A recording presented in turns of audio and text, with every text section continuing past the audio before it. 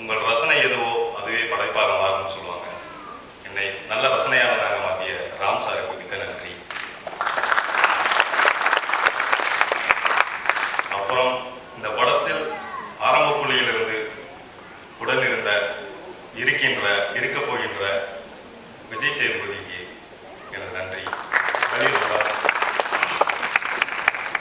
அப்புறம் இந்த படத்தின் ஒளிப்பதிவாளர் தினேஷ் கிருஷ்ணன், என்ன மாதிரியே அவரும் முழு ஈடுபாட்டோட களத்தில் இருந்தவர்.